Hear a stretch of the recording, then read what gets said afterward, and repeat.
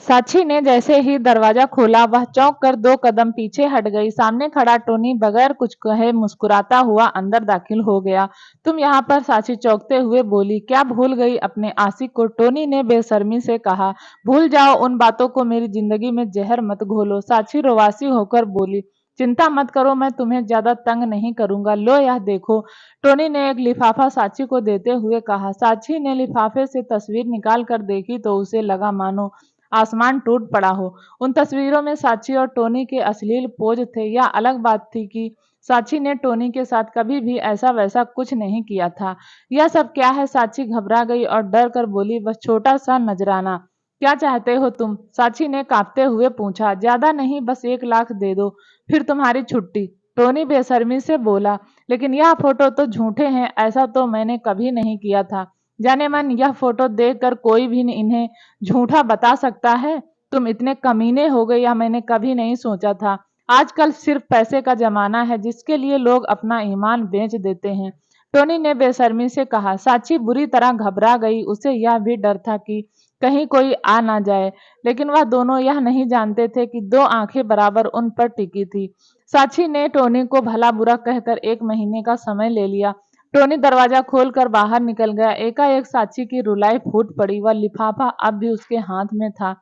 सहसा उन 2 आंखों का मालिक दीपक कमरे में दाखिल हुआ और चुपचाप साक्षी के सामने जा खड़ा हुआ। उसने हाथ बढ़ाकर वह लिफाफा ले लिया। देवर जी, तुम? साक्षी एकाएक उछल पड़ी। जी, या लिफाफा मुझे दे दो प्लीज। साक्षी कांप कर बोली। चिंता मत करो भाभी, मैं सब कुछ जान चुका हूँ, लेकिन यह तस्वीरें झूठी हैं। दीपक ने वह फोटो बिना देखे ही टुकड़े टुकड़े कर दिए। मैं सच कह रही हूँ, यह सब झूठ है। साक्षी बोली।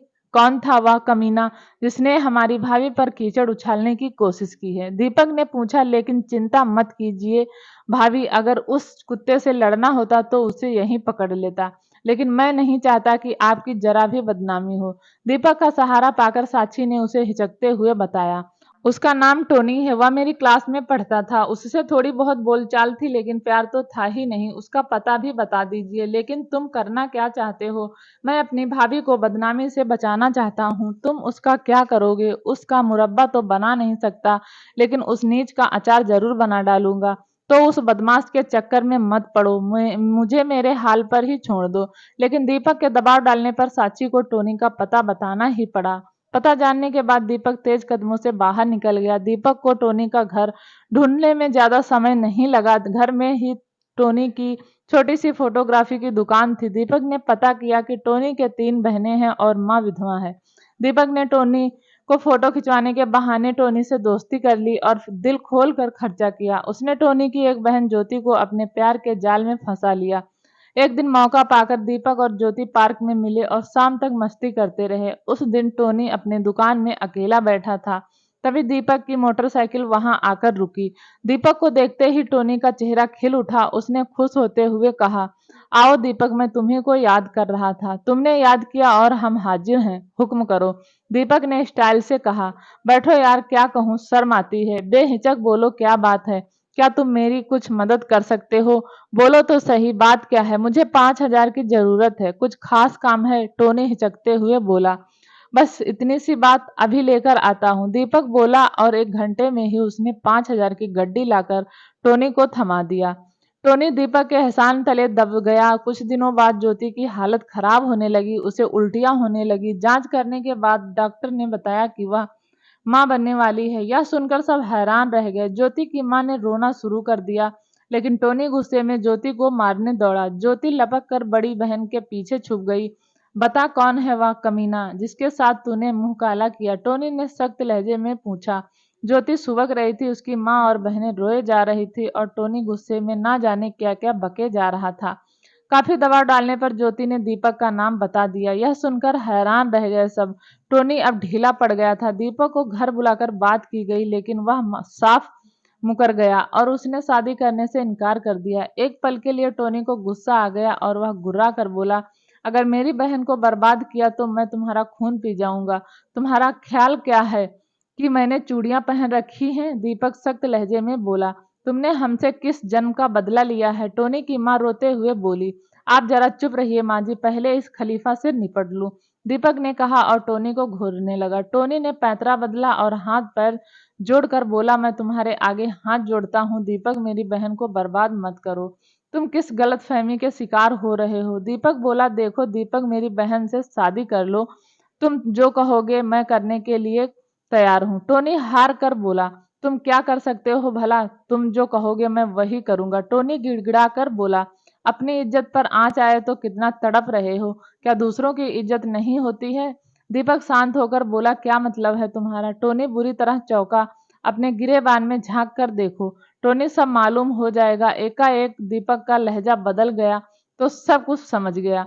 उसने माँ और बहनों को बाहर भेजना चाहा, लेकिन दीपक उन्हें रोक कर बोला, अब डर क्यों रहे हो?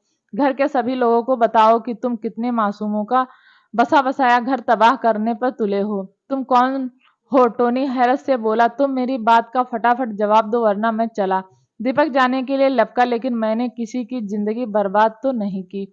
टोनी अटकते हुए बोला, मगर करने पर तुले तो हो, यह सच है, लेकिन तुमने आज मेरी आंखें खोल दी दोस्त।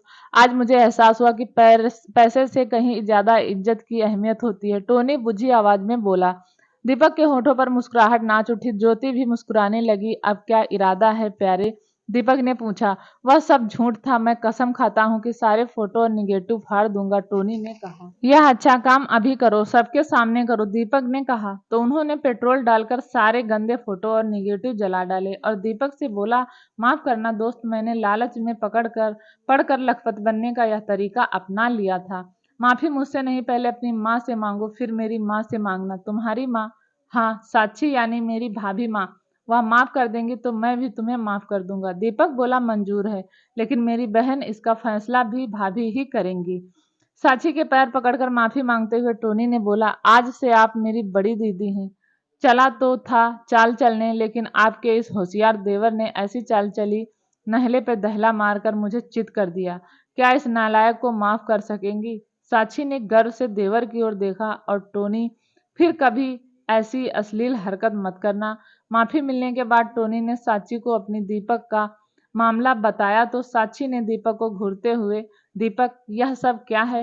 यह भी एक नाटक है भाभी, आप ज्योति से ही पूछिए। दीपक हंसकर बोला, ज्योति आखिर किस्सा क्या है? टोनी ने पूछा। भैया मैं भी सब कुछ जान गई, आपको सही रास्ते पर लाने के लिए ही मैंने वह दीपक से नाटक किया था और उसमें डॉक्टर को भी शामिल कर लिया था। ज्योति ने हंसते हुए बताया कि तूने छोटी होकर भी मुझे राह दिखाकर अच्छा किया। मैं तेरी शादी दीपक जैसे भले लड़के से करने के लिए तैयार हूँ। दीपक ने इजाजत मांगने के अंदाज में भाभी की ओर देखा। चाची ने ज्योति को खींचकर अपने गले से लगा लिया। ज्योति की माँ भी इस रिश्ते से बहुत खुश थी। कहानी कैसी लगी? अगर अच्छी लगी हो तो प्लीज चैनल को जरूर सब्सक्राइब करें और कहानी सुनने के लिए आपका बहुत बहुत धन्यवाद।